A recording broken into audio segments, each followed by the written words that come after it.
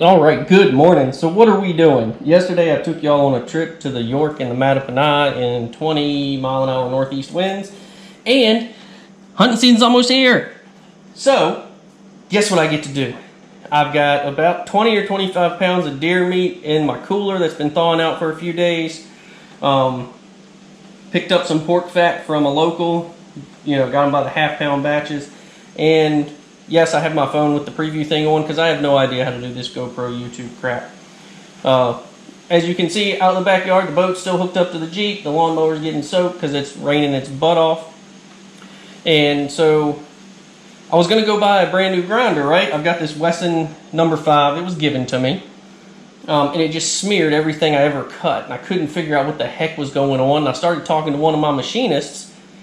And as he mentioned, that grinder's a little old, and instead of going and spending $400 or $500 for a LEM, a Walton's, or a meat grinder, which I love all three of them, they're great for what they are, and it's great price points.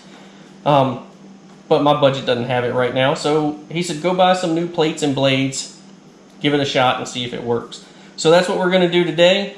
I'm going to get started pulling out some deer meat. I'll show you stuff when it gets cubed up and cold, and when we start running it. So let's have fun. So I guess it begs the question, why go through the trouble of doing all this, right? In front of us, we've got about 20 pounds of deer meat mixed in with some cut up Boston butt and some straight up pork fat that I got from the babysitter's farm. But why do I do it? I grew up eating deer meat. I love it. It's part of our way of life. My two daughters, they'll eat it just as much as anybody else. The wife doesn't like it quite as much. So we end up either doing straight ground or something like that, and that gets old after a while. So make 20, 25 pound batches of sausage at a time. We can use that for about half the year. And I did something a little different that I normally don't do because I was having so much trouble with smearing and the grinder clogging. Spent a lot of extra time taking out silver skin and fat on the 2 hindquarters that I ground up in addition to the 10 pounds of already cut up meat I had.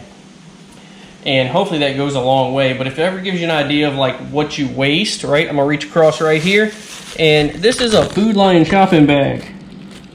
That's it. That's everything I trimmed off 2 good hindquarters of a little 7-pointer from last year.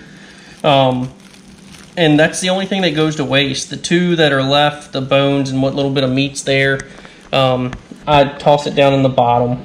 I don't make broth with it or anything like that because I've got coons, I've got foxes, I've got buzzards.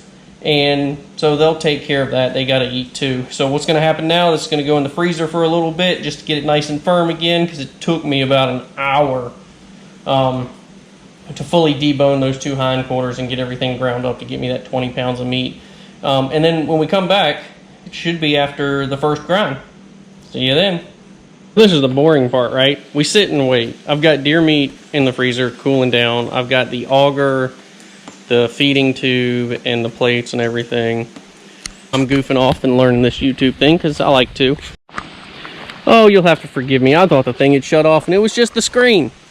So as I was saying, this sucker was clean yesterday. The wife and I took it out. We had a little bit of fun fishing, and now it's all covered in crap as this weather comes through, right? It just doesn't look good outside today. It's going to be a mess. But it gives me a chance to catch up on processing right before the season starts, because archery starts like October 5th or something. And hopefully I'll be in the woods with the youngest daughter. She really wants to shoot a deer. So got to get her up to speed on the crossbow. Kind of is what it is. So we'll give it a few more minutes and we'll go through that first grind, show you what it looks like, and then I'll show you the seasonings packet I'm going to use. And hopefully by the end of today, before I have to pick them up from school, we have some sausage. Have to put everything back in the freezer and let it cool through. The grinder is too low to actually clear it off. So I have to go hijack the KitchenAid mixer. And it looks like that's what's going to save the day today, because that sucker's done. Let's see if we can that LEM breakfast sausage mix. And I got this is what I've got, the Backwoods breakfast sausage.